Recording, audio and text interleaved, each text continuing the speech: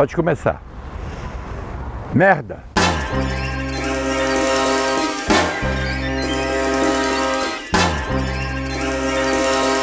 Quando se tem mais medo da desgraça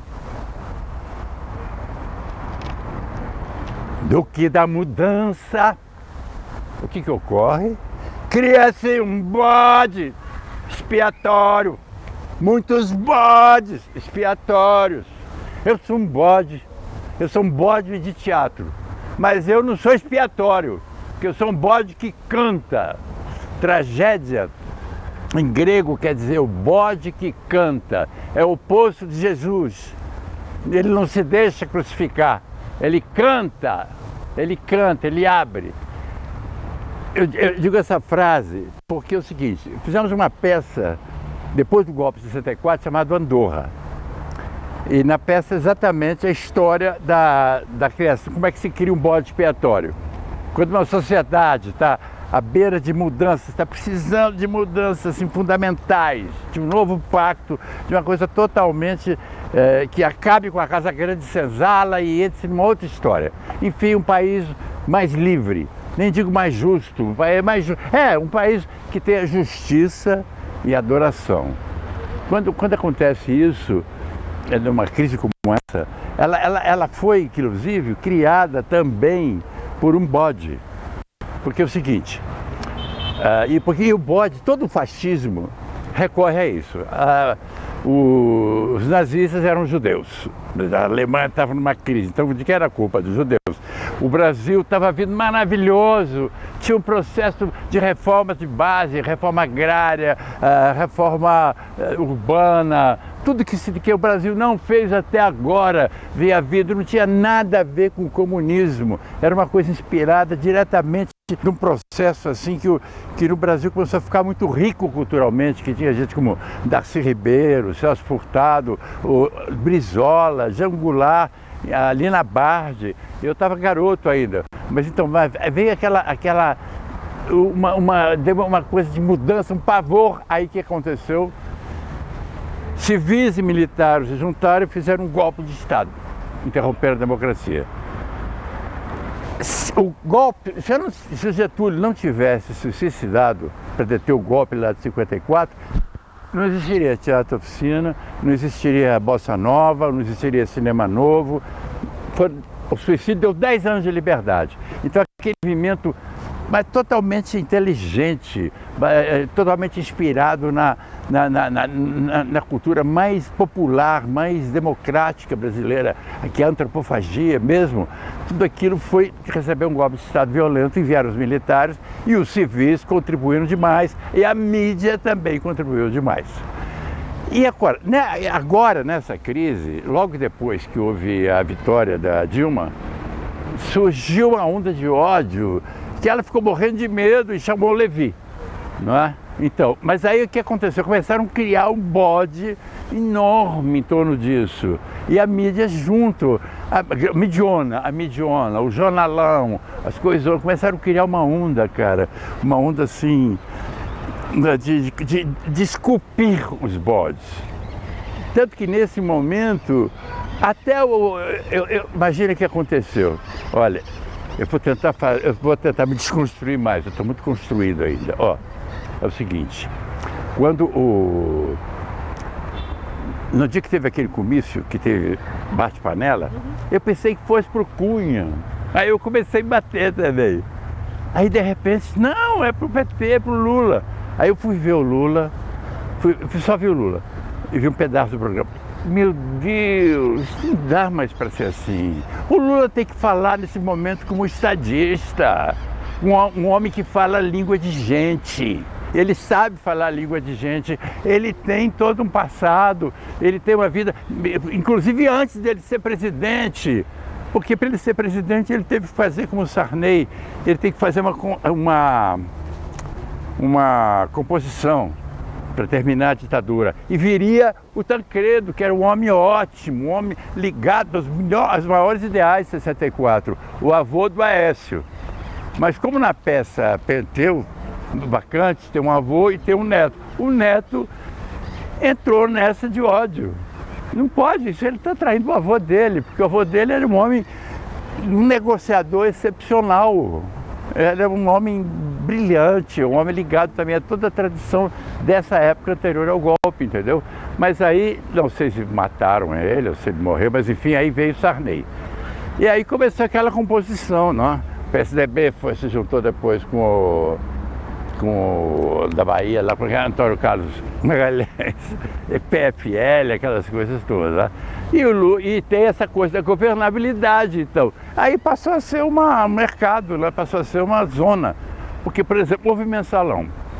Já tinha havido a questão atrás do Fernando Henrique, que tinha, para a reeleição dele, comprou votos. Não sou eu que digo isso, aí não vai me processar, porque isso todo mundo sabe. Eu fiquei sabendo no Todo Mundo, eu não fui fazer uma pesquisa, nem nada. Fiquei sabendo no Todo Mundo. Né? E aí chega agora,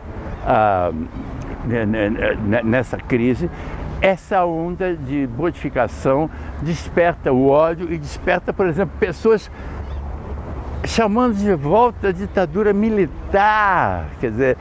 É um escândalo para mim. Eu fui torturado, eu fui exilado, eu sei o que é isso. Eu não quero saber disso jamais. E se tiver isso, eu tenho que me pirar. Eu tenho que sair do mapa, porque as pessoas que estão fazendo isso são muito jovens. Mesmo que elas sejam em si reacionárias, não sei, elas não têm ideia do que é viver num regime que não se sabe de nada. Agora está tudo escancarado. Qualquer coisa que se diga, a Dilma é democrata. E aí? Está tudo aberto, você sabe de tudo, a internet entrega tudo. Tá tudo. Mas tem o seguinte, com a criação de bode expiatório, é uma coisa que unifica e chega em todas as classes sociais. Atualmente a mídia é tão forte e o processo de modificação da Dilma, que começou antes dela subir na rampa com aquele vestido de renda dela, antes começou já uma coisa de ódio muito forte, que é o ódio que é alimentado de um dos sentimentos mais medíocres do ser humano, que é o ressentimento, é o não saber ser perdedor, não é? Então o Aécio tinha que acordar e estudar um pouco a história do avô dele, porque ele foi maravilhoso, mas ele tem que sair dessa, ele tem que tirar essa máscara. Ele até engordou, e a cara dele, quando ele aparece, ele não precisa fazer isso. Ele podia ser um político genial, mas ela precisava dar uma virada. Não é só no governo que tem que dar uma virada. Nós todos temos que sair dessa governabilidade, desse conchavismo, desse oportunismo. Porque o que aconteceu? Isso dá no fascismo. Hoje, isso proporciona um avanço imenso dos conservadores, de todas as classes sociais. Isso construiu então uma neblina, como é que teve em São Paulo outro dia. Uma neblina, qualquer coisa que se fale, de baixo da pirâmide até acima, é Dilma. Porque tem o fascismo popular também. Tem fascismo popular. O ódio unifica, é mais fácil, né? Unifica a procura do que acha que cortando a cabeça do que ele acha mal, as coisas vão se resolver. Meu Deus do céu, a Dilma tem que ficar, porque quer se queira ou não, o que vem depois é muito pior. Imagina ter a possibilidade daquele cara que realmente é um outro bode, e um bode que é o... Somos todos bodes, os artistas, eu sou artista, sou bode. Bode social, mas um bode que canta. Eu canto, ponho para fora, eu falo língua de gente, eu ponho para fora. Então, imagina aquele cara na presidência da República, o Cunha. Ou então o Aécio, se o Aécio não fizer uma revolução corporal, espiritual, psicofísica, anímica, e receber o avô dele, ter a grandeza. Porque é incrível, quando o avô dele morreu, ficou toda aquela expectativa, aquela coisa, foi uma agonia demorada, e nós estávamos escrevendo As Bacantes. Nas Bacantes tem o rei de Tebas, que chama Penteu. E é neto de um governador que é muito ótimo, porque o Dionísio volta para Tebas da Ásia e quer instaurar o teatro na cidade. E o primo dele, que é o Penteu, proíbe. Agora a mãe dele vai para Algia, as tias vão, vai todo mundo para Algia. E ele acaba, agora ele é um poço de ódio. E a gente você via muito, e o Aécio era muito bonitinho, e a gente quis sempre um ator bonitinho para fazer o papel do Penteu, e nós pusemos o Aécio nos gráficos, nos desenhos que a gente fez no livro no livro dos atores, onde os atores iam acompanhar as falas, né? Aí, assim, hoje eu vejo que ele assumiu esse papel. Ele assumiu o papel de Penteu, tem até coisas da época que tá impressa a cara dele como Penteu, mas ele não era Penteu. Mas agora ele investiu o Penteu, mas ele tem que sair desse personagem. E o PSDB tem que se desligar, porra, tem que voltar a ser social-democrata ou vai para a direita de vez e seja o líder do fascismo, entendeu? E o PT, aí eu fui ver o PT, porque eu estava pensando que era o Cunha, né? Aí eu fui ver o discurso do Lula. Meu Deus, fiquei horrorizado, porque era uma época dessa, uma crise desse tamanho, o programa é todo com o céu se pondo, com aquele ator percorrendo cenários horríveis, assim, solenes, uma coisa totalmente de propaganda vagabunda de cosmético. Não pode, numa hora dessa, deixar marqueteiro se meter.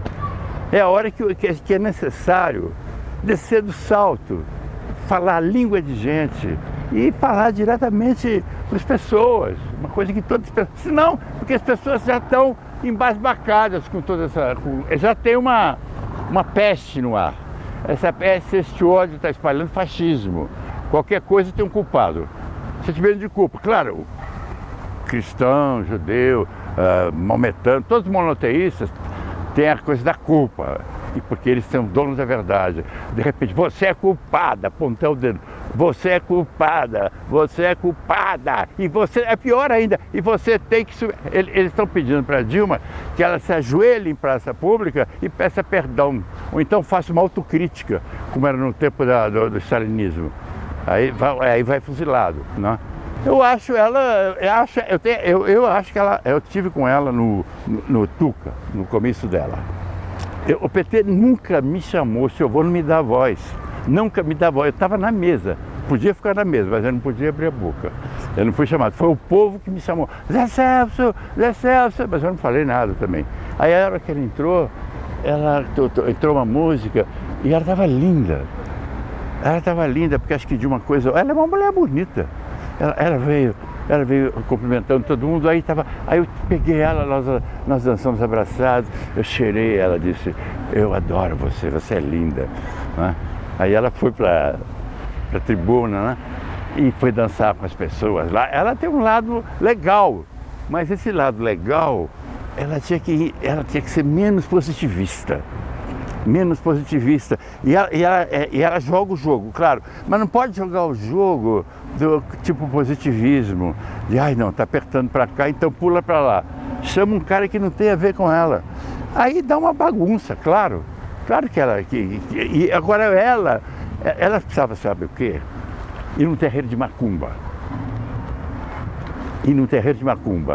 para tirar esse voodoo que está em cima dela, porque eu vou dizer, eu tenho uma admiração imensa por ela estar de pé, bonita, falando besteira, que é preciso falar um pouco de besteira, vestida muito bem, muito bonita, muito magra, muito mais, ficou um tempo aí, ela foi muito inteligente, enquanto bombardeavam ela ficou linda, maravilhosa, assim, preocupada só com a magreza dela, falando em farofa, e mulher sapiens e tal.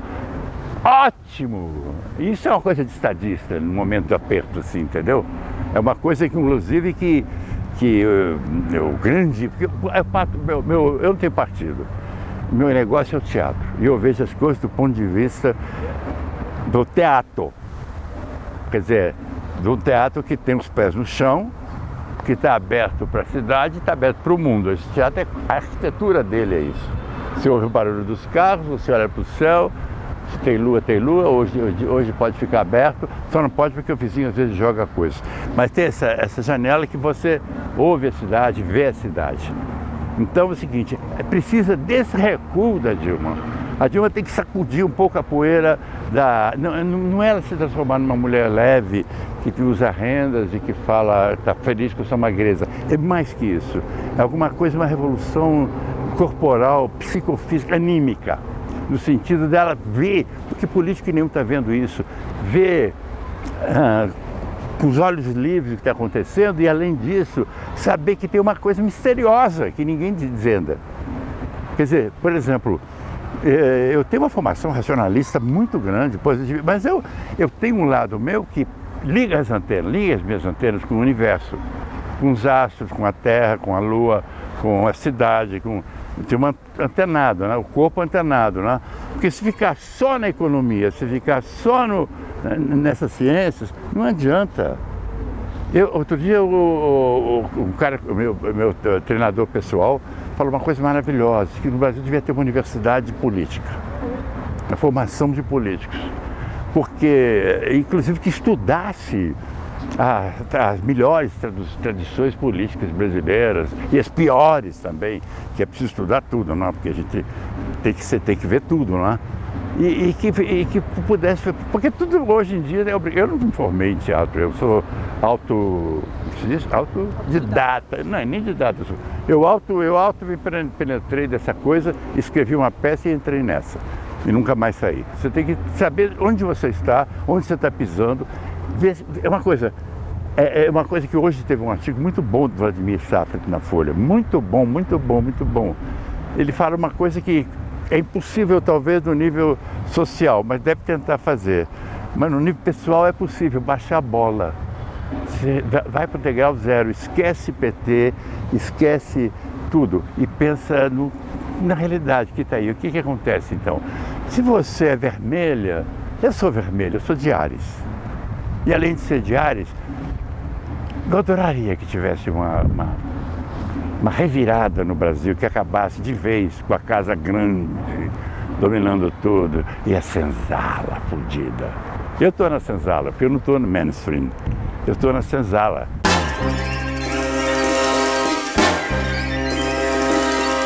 Esse para mim é o grande bode. Esse para mim traz tudo de ruim. Ele condensa nele, ele tem o talento de condensar nele as coisas assim mais absurdas, né? Coisas de bandido mesmo. Eu tenho até admiração por bandido, eu não sou bandido, mas eu acho que de repente essa coisa de bandido, se não mata, dá, né? Se dá para negociar com o bandido, né? Mas esse cara realmente, esse é o bode, viu? E esse bode que está envolvido não só de corrupção, como tentou desmantelar o governo, o país, o Brasil, durante todo esse semestre, e abrindo depois de agosto. Porra, tá todo mundo vendo, tá na cara. Eu bati feliz, ai, é pro Cunha. Mas enfim, essa onda, exatamente quem começou com essa modificação foi a bancada do boi, da bala, da bola e da Bíblia. Porque na Bíblia, a Bíblia é um livro maravilhoso, mas esse grupo evangélico, porque os evangélicos não são todos assim, não.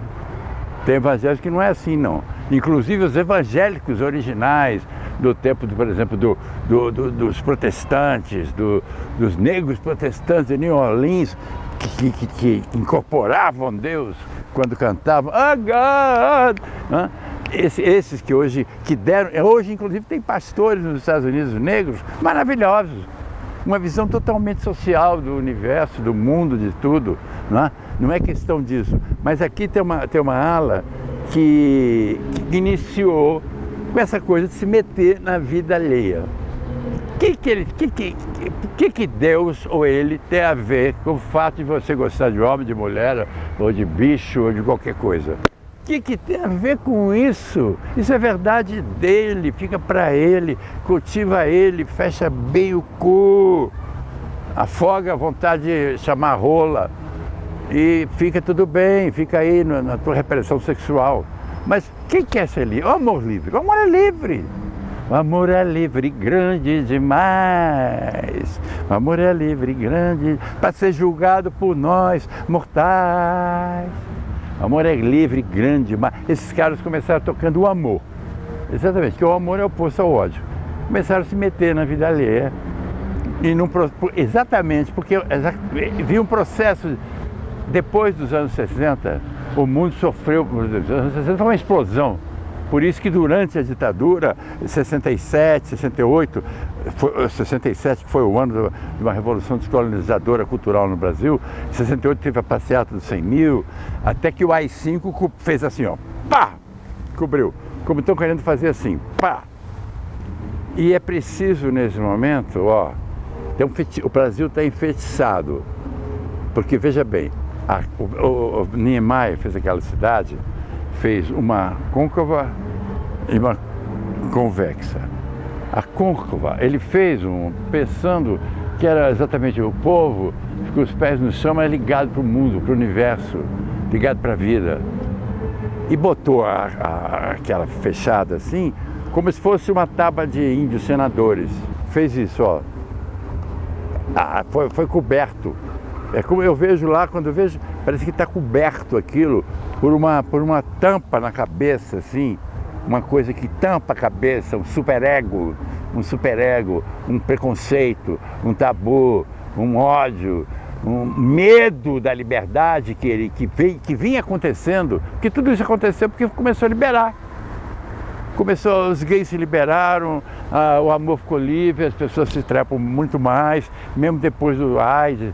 Começou a acontecer uma revolução sexual e começou a aparecer 1000 gêneros de sexo. Nossa, é muito sexo.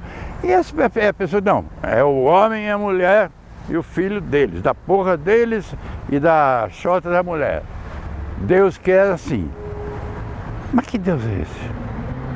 Que Deus é esse? Não tem nada na vida da gente que esteja assim, está ali. É a perfeição, é Deus. Está aqui, ó. Ou Deus está aqui, em tudo. Em mim, em você, ou em lugar nenhum. Nós somos, na realidade, nós estamos fabricando o universo junto com... Nós fazemos parte, a gente faz parte da natureza. E na arte a gente ainda transforma a natureza. A gente dá um empurrão nela para ela ir mais longe e retornar cada vez mais amiga do homem, entendeu? E agora está uma situação que, por exemplo, todo mundo sabe que pobre, rico, médio, que tá fazendo 27, 8 graus hoje, em pleno inverno, que a Terra está esquentando. Quer dizer, o ministro das energias, o ministro da ciência, é coisas que não está acontecendo isso, o Aldo Rabelo. Mas por que ele pensa assim? O que é? Eu gostaria de saber, eu gostaria de contracenar com ele, eu gostaria de conversar com essa gente. Eu adoraria fazer espetáculo no Exército, na Marinha, na Aeronáutica, no Congresso, para os pobres, para os ricos, porque teatro é uma coisa para todos. A gente vê do ponto de vista geral. Atualmente o grande público é o jovem, mas é preciso que venha, minha geração não vem. Mas enfim, eu estava dizendo, o converso está tapado por um voodoo, por um feitiço. O que tem que fazer? Tem que fazer aqui. Outro, que era a reunião dos senadores. Virou, Bageno, o presidente dela também é um corrupto, é um cara corrupto desde o Collor, quer dizer, é uma coisa que se sabe. É um homem que não tem noção assim de bem comum, não sei, pegou um personagem ainda incrível. Porque tem os vilões do teatro, da sociedade de espetáculo também, né? E aí também tem que votar, inclusive eu queria reunir, propor velhos, Minocarta, você tem sido maravilhoso, você tem me inspirado porque você insiste na Casa Grande Senzala, é uma obsessão, eu também, ó, tá na hora dos velhos se encontrarem, se criar um Senado dos velhos mais sábios, aqui agora, e fazer um Senado de verdade, né? Isso, porque, e o Congresso de verdade também, para acontecer isso, para virar a cuia do avesso, nós somos enfeitiçados, para virar isso do avesso, inclusive isso na terra inteira, hein? Mas aqui especialmente é um momento que a gente está passando um momento assim de encruzilhada, que podem querer nos tapar mesmo, mas não vamos deixar, não vai acontecer. Não pode acontecer, porque é uma questão ecológica, tá? É uma questão de sobrevivência da espécie. A gente está entre os animais, mas o ser humano também, nessa fase do capitalismo, na sociedade, espetáculo, ele se encareta completamente, ele bota um papel para ele, bota uma cara, bota uma roupa, bota uma coisa e vira um caretaço e ter horror das pessoas que tocam naquilo para mexer naquela falta de liberdade nele. A liberdade apavora. A liberdade apavora essas mentes que estão no armário, não só de sexuais, em todos os armários. A sociedade de espetáculo é cheia de armários. No próprio teatro está cheio de armários. Não estou falando de gay, não. Estou falando do armário, a coraça que as pessoas vestem, entendeu? E o país está assim, o país está vuduzado. O país está indo para um fascismo, já está fascistizado. Porque a Dilma, por exemplo, ela tem menos pessoas ao lado dela do que o Collor na época. Ela devia se vangloriar disso até, porque talvez seja exatamente o momento de se vangloriar dessas coisas e partir delas, porque realmente a maioria está tomada por um delírio. A maioria está tomada por um delírio fascista, que acha que eliminando a Dilma o país vai ser uma maravilha. Não vai, não vai. E ela está aí para segurar, pelo menos tem uma coisa, ela é cu de ferro. Eu acho que ela deve abrir o cu, claro. Mas ela é cu de ferro, ela segura, ela é responsável. Ela está fazendo o que ela pode. Ah, precisa chamar Levi, chama Levi. Ela está meio perdidona, falando bobagem para se descansar um pouco, mas ela era uma timoneira. Ela pode segurar esse troço, se ela tiver apoio. Se ela não tiver uma oposição cuja função é derrubar ela.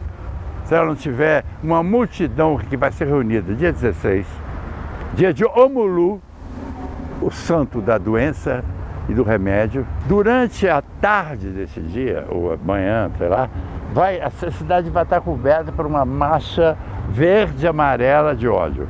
Falta vermelho na bandeira brasileira. Odiado, pode me odiar, mas falta vermelha. Vermelha é a cor da vida, poxa. Não quer dizer que não é apanagem dos comunistas, não é propriedade do PT. Vermelho é a vida. Esse medo de vermelho é de um obscurantismo. Eu vim de vermelho de propósito. Eu amo vermelho, né? E a bandeira brasileira precisa de vermelho. Ordem e progresso é lema de Carandiru. Ninguém vive na ordem e no progresso. É um horror, é um lema positivista que era ordem, progresso e amor. O lema da igreja lá positivista, do Augusto Conte, era esse. Ordem, progresso e amor. Cortaram o amor, pá! Ficou só ordem e progresso. Isso é lema de ilação? Isso é lema de prisão, de Carandiru. E essa mentalidade golpista que vem desde o Marechal Deodoro, dos militares, que vem na história do Brasil toda e que nesse momento está rondando descaradamente e com mil máscaras, né? Mas está rondando. Talvez isso una as pessoas, se as pessoas de todas que estão vuduzadas caírem em si e verem que uma ditadura, um golpe é uma coisa horrorosa. Uma coisa horrorosa. Eu sofri um golpe na minha vida, não quero sofrer outro. Vários golpes, mas um golpão. E agora está se armando uma coisa parecida. E olha quem está puxando o couro. O Carlos Lacerda pelo menos era um homem inteligente, agora é o Eduardo Cunha. É um homem super ressentido, um pastor invejoso, um pastor que está fazendo... Por exemplo, eles querem botar um shopping na Praça de Brasília. Sei lá, o IFAM, as pessoas que amam o belo, que amam a arquitetura bela, que é a cultura do Niemeyer, pode ser tudo, mas ela é bela. É lindo o Brasília, aquelas duas coisas, aquela torre, o sol, a bandeira. Vai botar um shopping lá.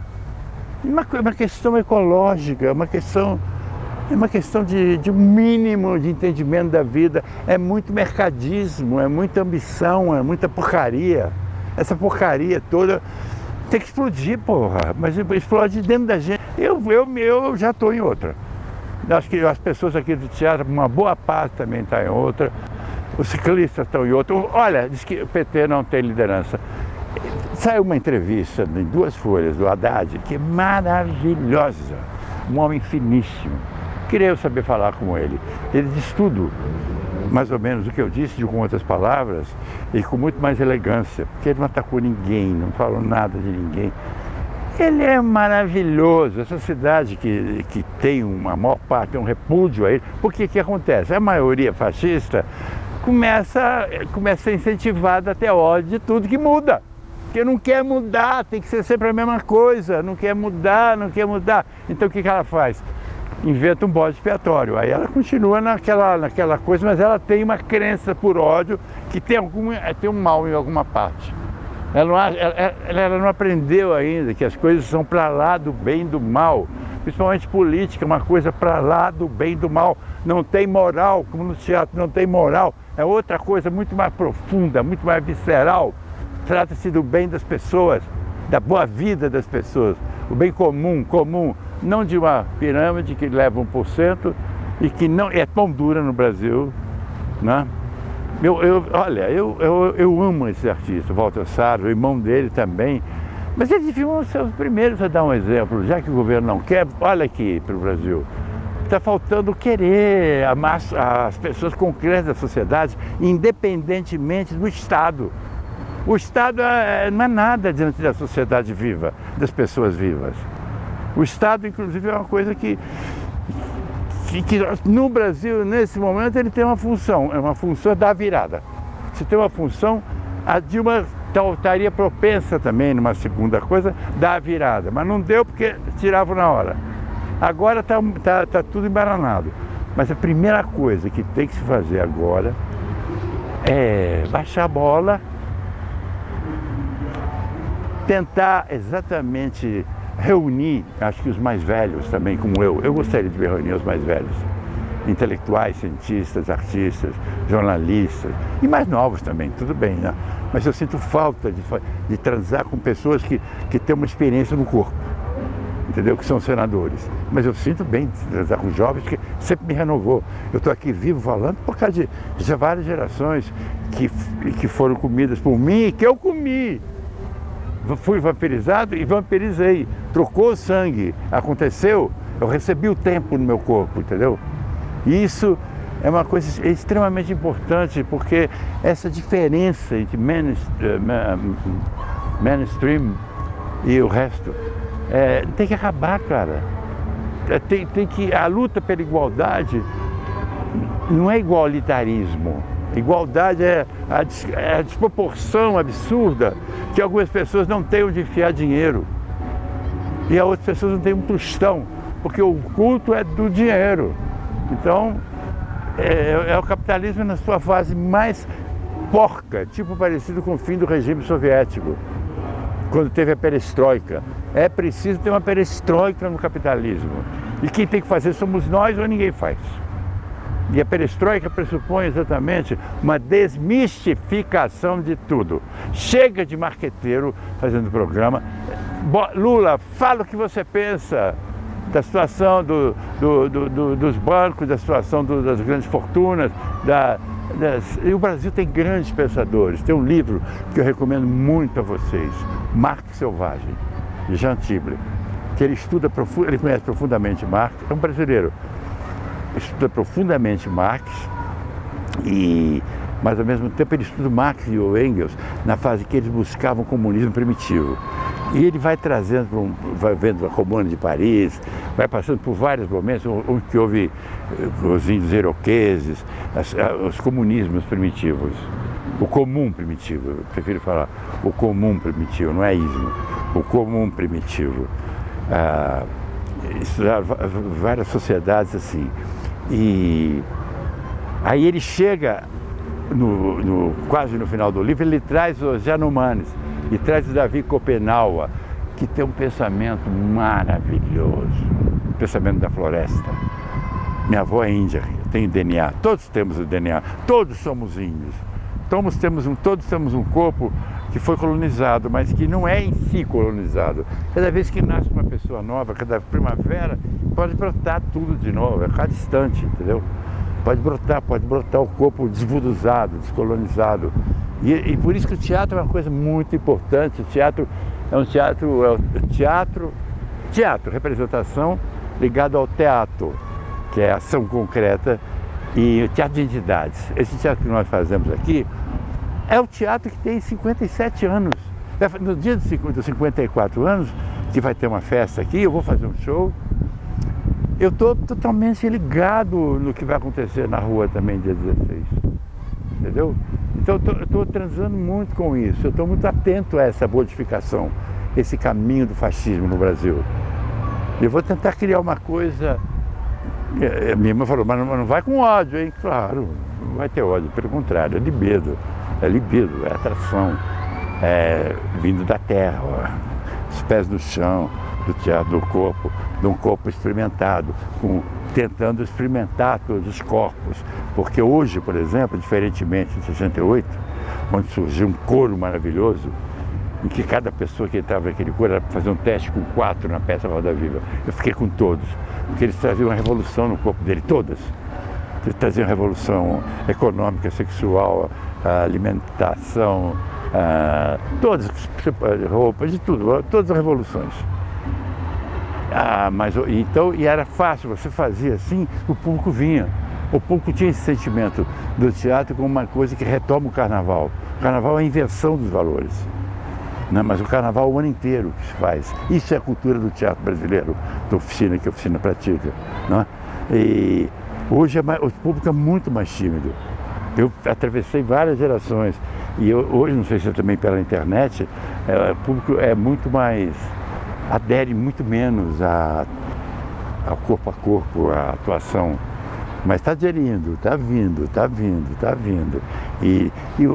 Porque realmente a geração que explodiu no movimento que veio depois da morte de Getúlio, aqui explodiu na peça Pequenos Burgueses, que era um desejo de toda aquela gente, jovem, se suicidar como pequeno burguês e renascer revolucionário, sabe? Refazer as coisas.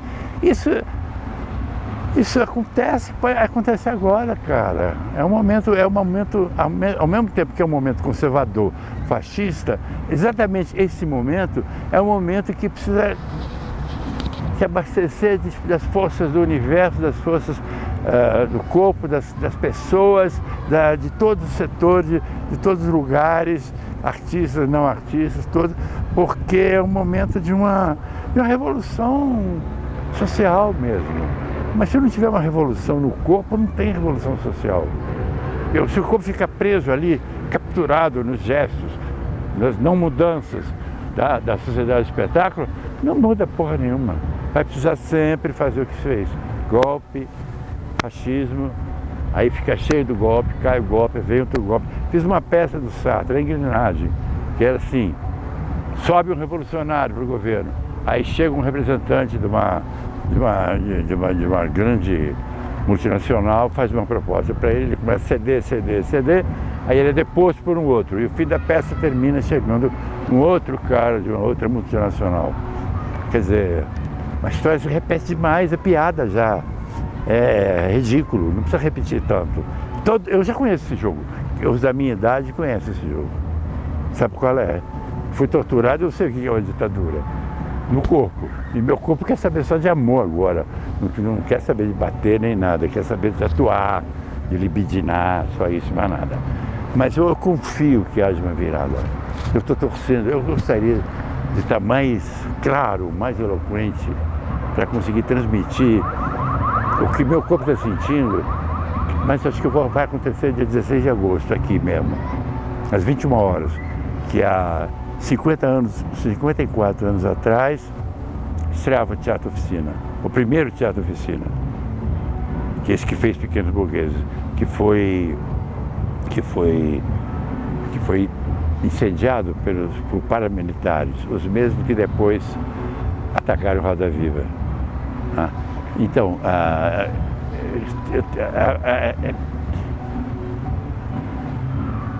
nesse dia eu vou cantar, porque eu me exprimo muito melhor se eu atuo e se eu canto. Eu toco piano só em dó, e dó maior e menor. Às vezes arrisco uma outra escala, mas eu não pude estudar, porque eu comecei a estudar, comecei a improvisar, a professora me batia nos dedos e doeu. Mas então vou fazer o show, e Zé Miguel Wisnik e o Celso Sim vão fazer o show deles, chamado Zé Celso. E a gente vai fazer uma grande festa aqui nesse dia. Eu acho que vou parar por aí, que a noite está caindo, tá linda. Faz um plano geral assim, ó.